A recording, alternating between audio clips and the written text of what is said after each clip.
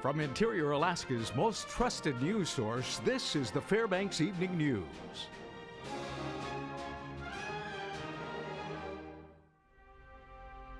Good evening. Thanks for joining us. Our top story, the first of two trials connected to the murder of two Alaska State Troopers, is set to begin next week in Nenana. That's right. The first trial will be that of Arvin Kangas, father to Nathaniel Kangas, the man facing murder charges after allegedly shooting the two officers inside the Kangas' Tanana home on May 1st, 2014.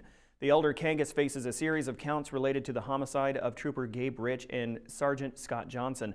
Those charges include tampering with physical evidence.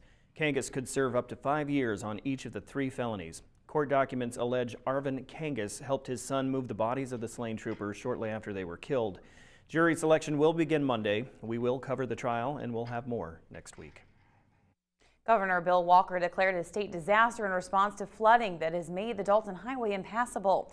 The state will fund eligible emergency response costs and repair work for the water overrun along the highway.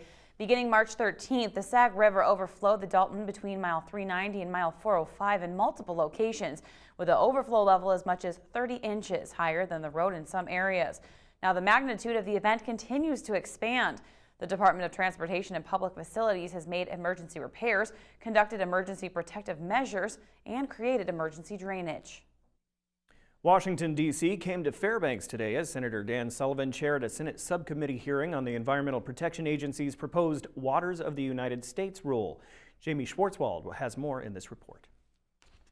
The Subcommittee on Fisheries, Water, and Wildlife will now come to order. Freshman U.S. Senator Dan Sullivan ran his campaign heavily on the platform of reining in federal government overreach. He has been critical of an EPA rule submitted to the White House on Monday that redefines the extent of the agency's authority over water pollution control. Notably, the rule removes navigable waters language from the Clean Water Act. Of the 9 witnesses that testified today, 6 spoke against the rule change. Alaska Senator Click Bishop testified via phone from Juneau, calling the EPA the definition of federal overreach. Other stakeholders gave testimony in person, saying the rule is bad for Alaska. The EPA and the Corps of Engineers did not even consult with the state in developing this rulemaking. The proposed changes will have a significant negative effect on the construction industry and the economy, and the guidance under WOTUS will have a further material impact on permitting and enforcement nationwide.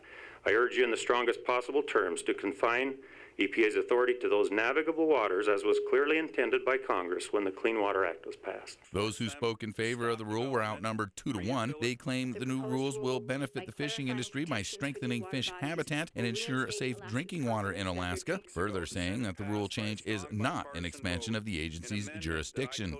This is not an expansion of jurisdiction, and in fact it's compared to application of the Clean Water Act prior to Swank and Rapanos, it's restricted by 5%.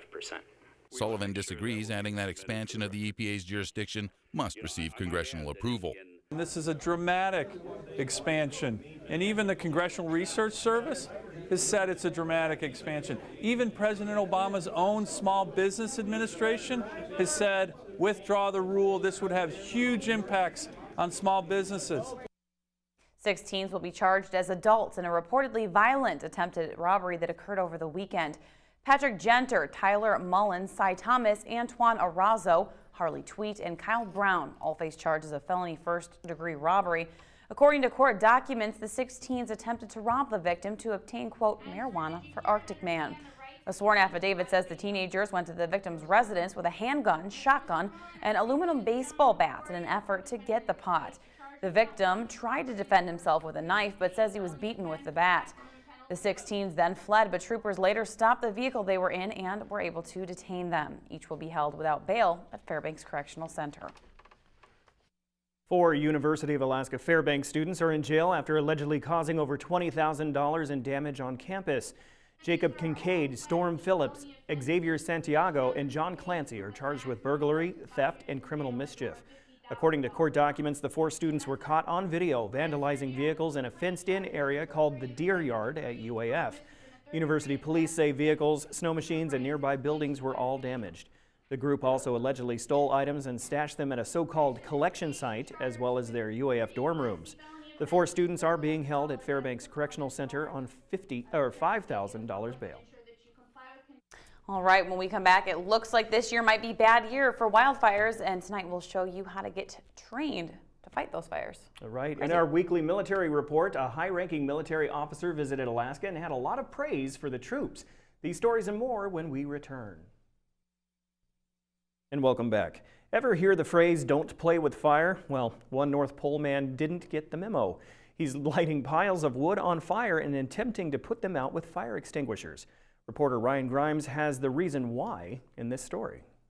North Pole resident Leo Regner is preparing to light 4 piles of wood on fire just to prove a point. Put your fire extinguishers to use. And so they see how effective until it runs out, how long it lasts and everything, so they realize how good it is and buy one appropriate for their needs. Regner is not a professional firefighter, but he was curious about the use of fire extinguishers. In fact, this is the first time he's handled some of them, ranging from 2 to 20 pounds and different chemicals in each. Assistant Chief Ron Templeton with the University Fire Department says the several sizes and types of fire extinguishers are used for specific situations. The 3 basic types are a type A, a type B, and a type C. A type A is for ordinary combustibles, a type B is for flammable liquids, and a type C is for energized electrical equipment. The nice thing about fire extinguishers today, most fire extinguishers that you get are a combination type extinguisher. So those extinguishers will take care of all 3 types of those fires. Regner wasn't able to extinguish all 4 piles of flaming wood, even with several 20-pound extinguishers. Templeton says the reason the extinguishers did not put out the flames is due to timing. Contrary to popular belief, fire extinguishers are to put out small, what they call incipient stage fires in basically something the size of a small 5-gallon trash bin. As a result of the experience, Regner says he still recommends the larger extinguishers. Until you grab that 20-pounder, it's just about nil. You're just letting the fire get out of hand. Main thing is to get it down in a hurry, less than a minute. And that's the whole moral of the story. This is Ryan Grimes reporting.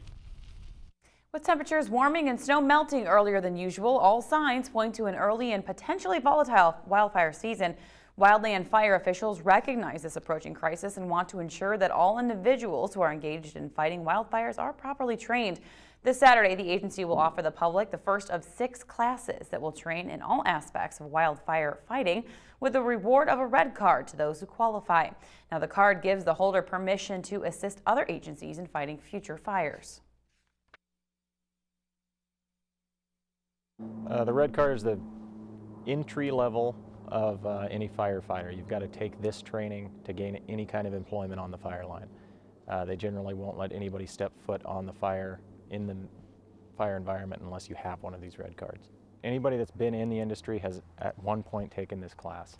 This class is a one and done. You take it one time, and from this point forward, all they'll need is a 4-hour refresher course and to retake the PAC test every year to get onto the fire line. The first class is beginning this Saturday at 8 a.m. in the Harper Building across from the Holiday Gas Station on Geist Road. Now, if you have any questions, call Tylen Martin at 474-6334. The Deputy Director of the Army National Guard visited the missile defense site at Fort Greely earlier this month. Monty Bowen has details in this week's military report.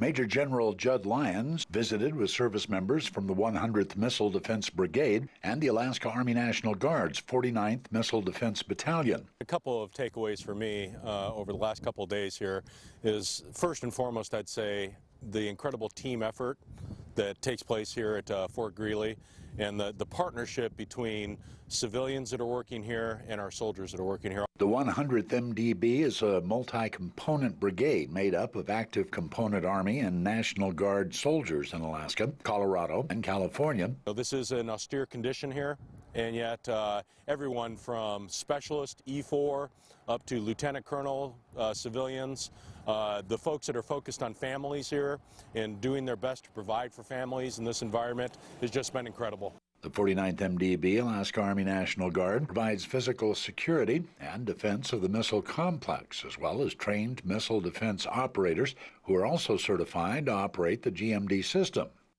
This is Monty Bowen reporting. The Military Report is brought to you by Stanley Nissan. Innovation for all. I'm really excited. Joe Cook is next with sports and has info on this year's Arctic Man. Arctic Man. Also, one of the world famous Harlem Globetrotters visited Fairbanks today. That's right. All that and more with Joe after the break.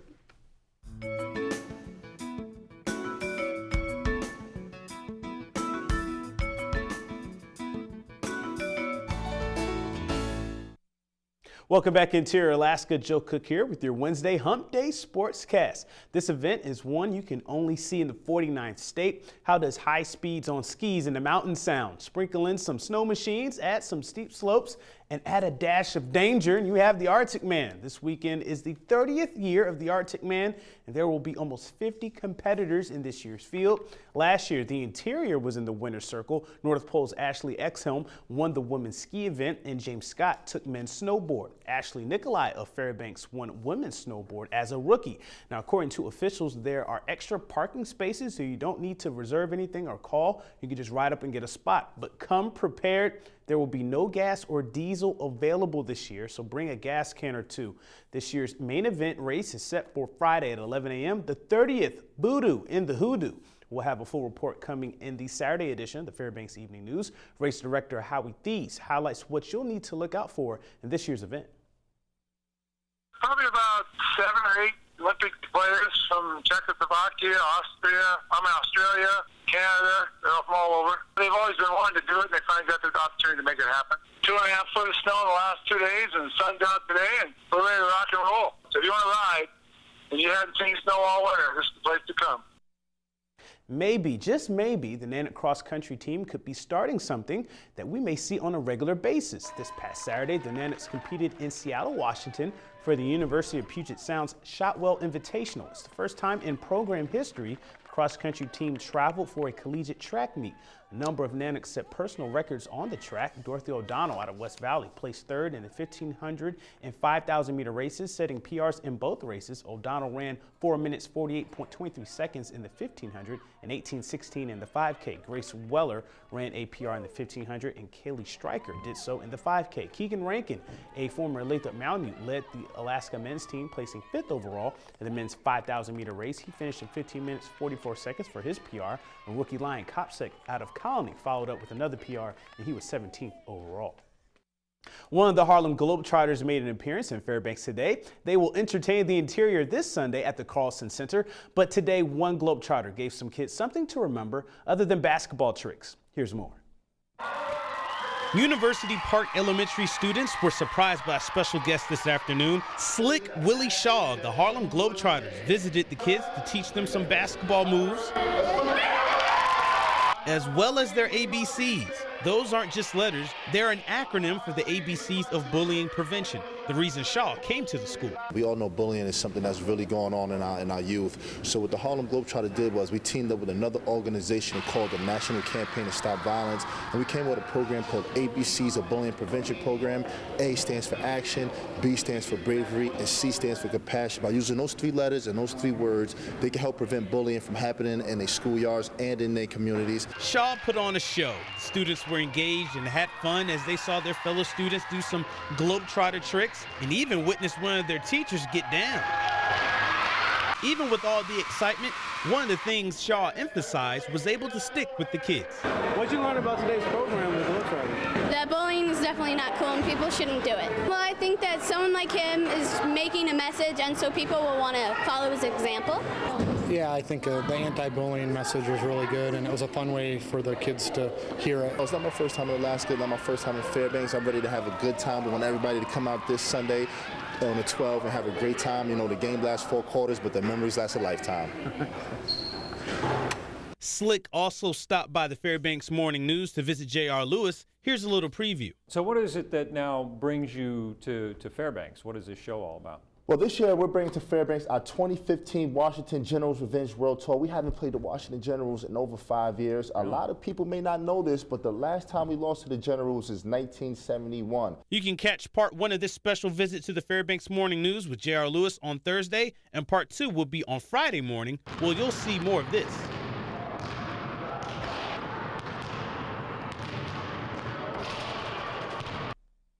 And that's a wrap for sports tonight as I continue to get ready for Sunday. Thanks for watching. Mike Schultz is next with your full weather forecast, and we'll catch you next time. Hey everyone, welcome back to our Wednesday night newscast. Mike Schultz with you once again talking about the weather. And it wasn't too bad today. We had cloud cover, but the temperatures warmed back up again, close to 50 degrees, about 46 degrees I think was the high for the Fairbanks area officially at the airport. We're looking at temperatures to warm up even more again tomorrow and then cool down this weekend. And maybe even a possibility of seeing a few snowflakes, but nothing really heavy expected. We'll tell you more about that in just a little bit. Molly Forrest sent this photograph in. Another great sunset here in the Fairbanks area. We're notorious for these, and this is a gorgeous one here. Beautiful colors once again. And as always, if you have a photograph that you want to share with the audience, well, by all means, send it to photos@ktvf11.com, and we will share it with the audience. Here's your numbers right now. 46 our high today, the low last night, 21 degrees, cloudy skies currently. The record high was 55. That was set in 1990. Only 19 degrees below zero in 1949. That's good to see. The sunrise and sunset, a little more than 14 and a half hours of daylight. That's a gain of 7 minutes from yesterday. On the satellite radar, still an area of low pressure sitting over the western side of the state, and that's helping to usher in, again, more southerly flow, which means warmer temperatures. A lot of rain falling across southeast Alaska around Juneau and Ketchikan, and again, scattered showers across the Prince William Sound onto the Kenai Peninsula. Now, the latest map is showing, as you can see around the state, more rain around Ketchikan and Juneau, 43 degrees there, and even some thunder showers being reported around the Kodiak region. How about that? Showers in the Anchorage Bowl, 39. Also around the Aleutian Chain, 40 degrees at Cold Bay, cloudy skies. Up and down the west coast, a little cooler than it was yesterday at Nome, 22 degrees. Barrow at 7 degrees, and Fort Yukon warming up to a very comfortable 41 degrees. Lower 48 weather, it looks like this. Again, starting on the western half of the country, you can see things have cleared up around the Seattle area, 63 degrees there. Not quite as warm as it was yesterday in Phoenix. More thunderstorms rumbling across parts of Texas, and that stretches all the way up to Minneapolis, where their high today was 48 degrees. Around the Great Lakes, Chicago checking in with 50 degrees. Down in the south, 85 in New Orleans, and some showers over the New York area, 46. On the satellite and radar, you can see why they're having thunderstorms right here. They're really showing up very nicely as they're developing in the afternoon heating.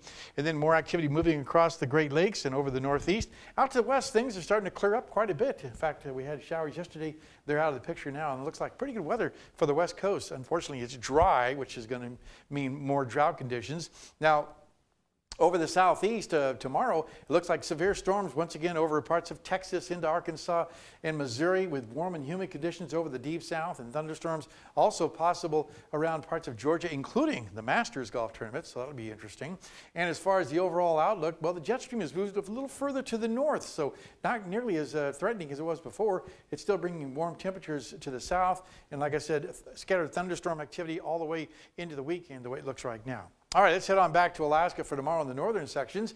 Blowing snow expected at Barrow, mostly cloudy skies in Nome, and just partly cloudy skies for Fort Yukon. Their high temperature, right about 43 degrees. And here in the interior, it looks pretty good too. Partly cloudy skies at Fairbanks, mostly cloudy in Delta. Still some breezes around the Healy area in the passes, mainly up to 35 miles an hour, so keep that in mind.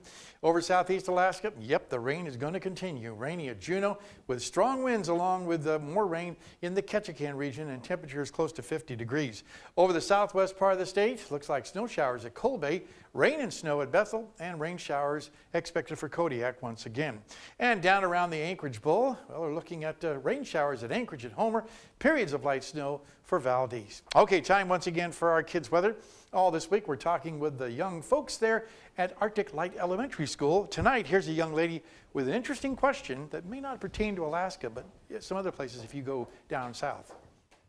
My name is Emily from Miss Grogan's 5th grade class, and here's my question for the weatherman. What do you do when there's a tornado coming towards your house and you don't have a basement? Well, Emily, if you do happen to be down in the south where there are tornado possibilities and you don't have a basement, the best place to go is the bathroom of all places, because that seems to be protected more. If you see when there's destruction, the bathroom is still left standing, so it's good there. Or if worse comes to worse, you can always go in the closet, but the main thing is you want to cover yourself up with blankets, mattress if possible, just to keep yourself from all the debris that's flying around. Okay, thanks again to Mal McKinley Bank for sponsoring our kids' weather. And tomorrow night, the teacher of the 5th grade class will be here sharing an amazing weather fact. Here's your forecast. Real quickly, a weather update with the Arctic Man. If you folks are getting ready to head on down there, be prepared for snow on the road and some snow showers right on through the weekend. Temperatures 30s to low 40s. right on through Sunday, so it should not be interfering with the Arctic man whatsoever. Our forecast for tonight, a little cooler with mostly high clouds, 21 degrees for the overnight low. Tomorrow's forecast near 50 degrees, partly cloudy with temperatures warming, and the extended forecast, as you can see here, temperatures will be once again cooling down over the weekend. We might even see a few flakes of snow, but right now it doesn't look like there's going to be anything accumulating, so no problem there. Overnight lows will also be once again right around the 20-degree mark each night.